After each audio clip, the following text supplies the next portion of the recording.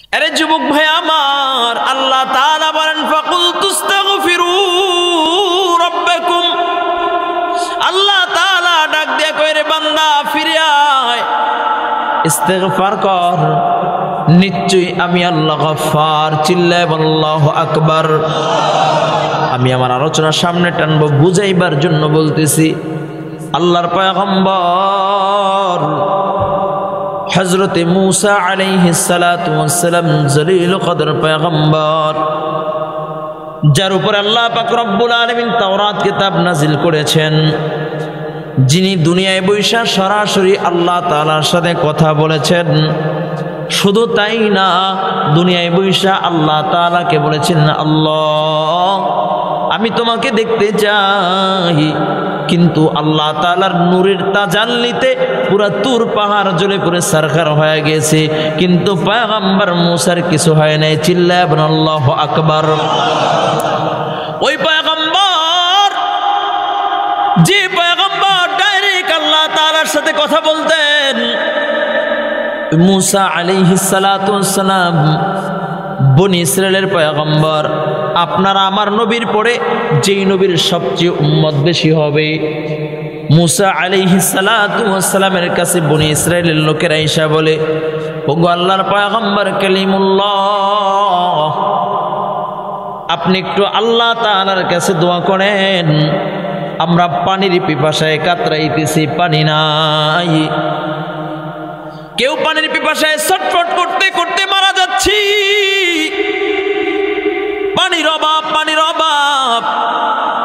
আল্লাহ তাআলার কাছে দোয়া করেন যেন আল্লাহ তাআলা পানির ব্যবস্থা করিয়া দেন। আল্লাহর পয়গম্বর মূসা বললেন, সকলকে ডাক দিয়ে বললেন, আগামীকালকে তোমরা অমুক ময়দানে খোলা আকাশের নিচে তোমরা উপস্থিত হবা, আমরা সকলেই মিলে আল্লাহ তাআলার কাছে দোয়া করব, দোয়ার বদৌলতে আল্লাহ তাআলা পানির ব্যবস্থা করে দিবে। চিল্লায় বলেন আল্লাহু আকবার। সংক্ষেপে 2-1 মিনিট একটা কথা বলে যাই।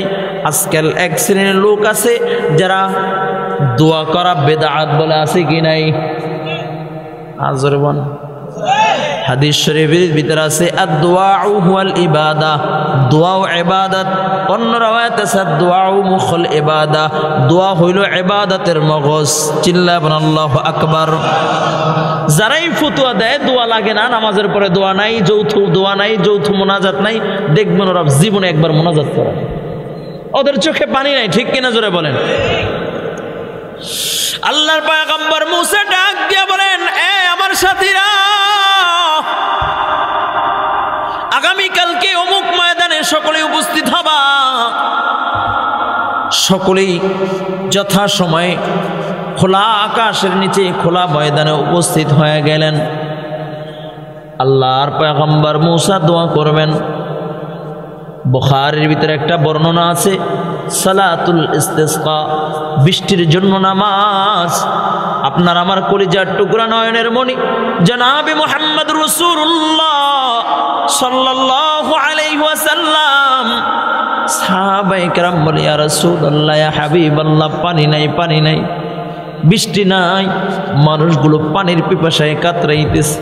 আল্লাহর নবী সকল সাহাবীদেরকে বললেন, ও আমার সাহাবায়ে কেরাম, সকলকে ডাক দাও খোলা আকাশের নিচে। আল্লাহর নবী 2 রাকাত নামাজ পড়লেন। নামাজ পড়ে দোয়া করেন।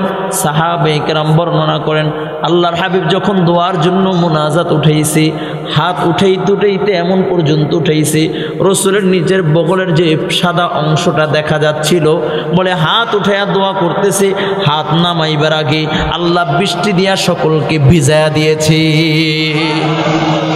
এটা হলো বৃষ্টির জন্য নামাজ। আল্লাহর পয়গম্বর মূসা তার সাথীদেরকে নিয়ে আসমানের দিকে হাত উঠে দেয়, ডাক দিয়া বলে, আল্লাহ পানি নাই, পানির ব্যবস্থা করিয়া দাও, বৃষ্টি নাই, বৃষ্টির ব্যবস্থা করিয়া দাও। তোমার বান্দা বান্দিগুলো পানির পিপাসায় কাতরাইতেছে, তোমার বান্দা বান্দিগুলো পানির পিপাসায় ছটফট করতেছে। আল্লাহ তাআলা ডাক দিয়া বলে, পয়গম্বর আমি আল্লাহ ততক্ষণ পর্যন্ত পানি দিব না যতক্ষণ পর্যন্ত এই ময়দান থেকে একজন জালেম গুনাহগার বের না হয়ে যাবে, ততক্ষণ পর্যন্ত আমি আল্লাহ আসমানের বৃষ্টি বর্ষণ করব না। আল্লাহর পয়গম্বর মুনাজাত রেখে ডাক দিয়া বলেন, ও আমার সাথীরা, এই মজমায় তোমরা যারা আছো, এই মজমায় কে আছো 40 বছর ধরে গুনাহ করো, তুমি এখান থেকে বের হয়ে যাও, তোমার জন্য আল্লাহ আসমানের বৃষ্টি বন্ধ করে দিয়েছে। যুবক ভাইরা আমার, মুরব্বী বাবারা আমার, এই মজমায় যদি বলা হয় অমুক অপরাধটা কে করেছো, কিন্তু কেউ জানে না, তবে যে করেছে তার ভিতরে খবর হয়েছে কিনা যে আমি অপরাধী, আমার জন্যই আল্লাহ আসমানের বৃষ্টি বন্ধ করে দিয়েছে। যেই যুবক গুনাহ করে 40 বছর ধরে গুনাহ করে, তার ভিতরে খবর হয়ে গেছে। আয় হায়, দুনিয়ার সবাই তো আমাকে বাহবা দেয়, আমি ভালো ভালো করে জানে আমার কত প্রশংসা, আমার কত নাম, আমার কত হাবডাব, আমার কথায় মানুষ ওঠে, আমার কথায় মানুষ বসে, কিন্তু আমি তো গোপনে গুনাহ করে ফেলছি। সকলের চোখ থেকে ফাঁকি দিতে পারলো, একজনের চোখ থেকে ফাঁকি দিতে পারেনি। সে কে? জোরে মুসলমানের আওয়াজে বলো, সে কে? যুবক ডাক দিয়ে, আমার 40 বছর ধরে গুনাহ করলাম, সবার চোখ থেকে ফাঁকি দিতে পারলাম, কিন্তু মাওলার চোখ থেকে ফাঁকি দিতে পারি নাই। এখন যদি মজমা থেকে আমি উঠা যাই, এলাকার মানুষ বলবে, আয় হায়, ওকে তো বড় দরবেশ সাহেব ভাবতাম, কিন্তু গোপনে গোপনে তলে তলে এই কাম করে। ওরে তো বড় হাজী সাহেব জানতাম, তলে তলে এই কাম করে। ওরে তো বড় মুফতি সাহেব জানতাম, কিন্তু তলে তলে এই কাজ করে। এরে যুবক ভাই, ওই যুবক 40 বছর ধরে গুনাহ করে, কি করবে? প্রেশান, মাথাটা জমিনের দিকে দিয়ে তাকায়া করুণ সুরে গুনগুন করে ডাক দেয়, আল্লাহ,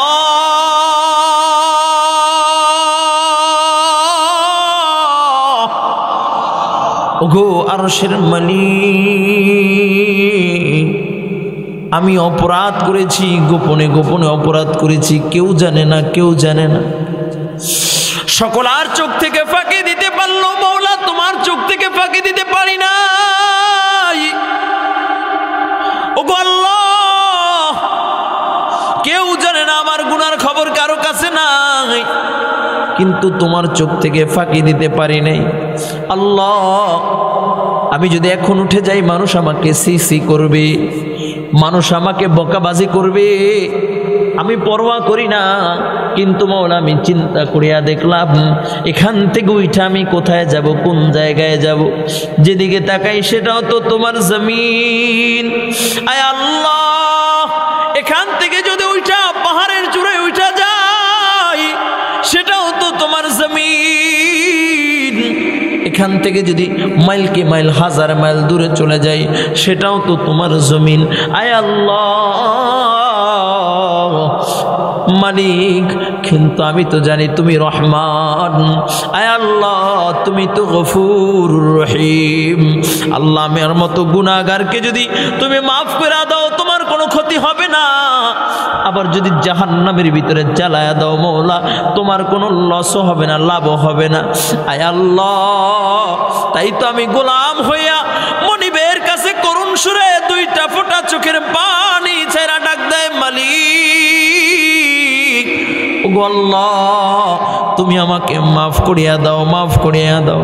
এভাবে যখন করুণ সুরে চোখের পানি ছাইরা কান্না শুরু করে দিয়েছে, আল্লাহ তাআলা আসমানের বৃষ্টি বর্ষণ শুরু করে দিয়েছে। আল্লাহর পয়গম্বর মুসা তো রাগী মানুষ, আল্লাহকে ডাক দেয়া করে, ও আল্লাহ, ও আরশের মালিক, এইমাত্র বনি ইসরাইলের সকল সাথীদেরকে নিয়ে হাত উঠাইলাম, তুমি বললা বৃষ্টি দিবা না, যতক্ষণ পর্যন্ত পাপী মজমা থেকে বের না হয়ে যাবে তুমি বৃষ্টি দিবা না। কিন্তু মাওলা, তুমি কেন বৃষ্টি দিলা? কিসের জন্য বৃষ্টি দিলা? আল্লাহ তাআলা ডাক দিয়ে বলেন, পয়গম্বর, যার গুনার কারণে আমি আসমানের পানি বন্ধ করে দিয়েছি, ওর চোখের পানির বদৌলতে আমার আসমানের পানির চেয়ে ওর চোখের পানিটা আমার কাছে বড় দামি। ওর চোখের পানি জমিনে পড়তে দেরি হয়েছে, আর আমার আসমানের পানি জমিনে পড়তে দেরি করে না।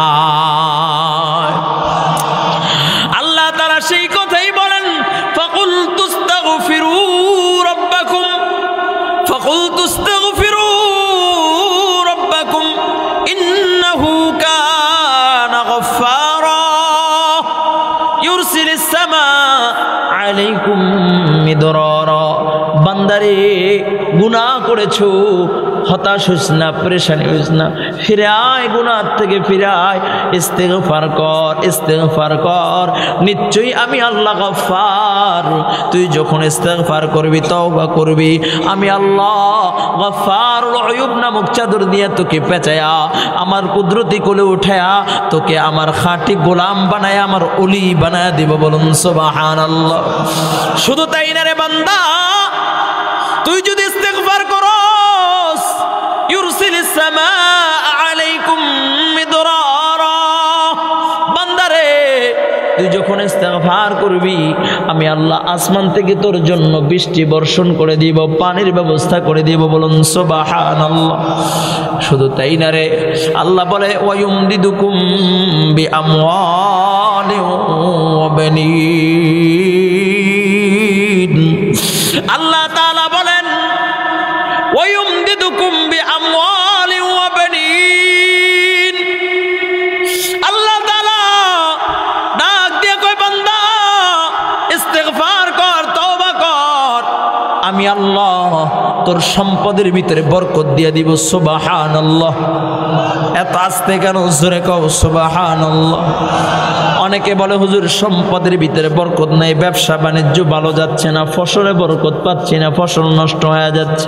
বাজান, আল্লাহ বলে ইস্তেগফার কর, তাহলে ওয়ায়ুমদিদুকুম বিআমওয়ালিন ওয়া বানিন। আল্লাহ বলেন তুমি ইস্তেগফার আমল চালু করে দিবা, আর আমি আল্লাহ তোমার ফসলের ভিতরে বরকত দিয়ে দিব, আমি আল্লাহ তোমার ব্যবসার ভিতরে বরকত দিয়ে দিব, আমি আল্লাহ তোমার কামাই রোজগারের ভিতরে বরকত দিয়ে দিব। একটা জবানও বন্ধ থাকবে না। চিল্লায়া বল আল্লাহু আকবার।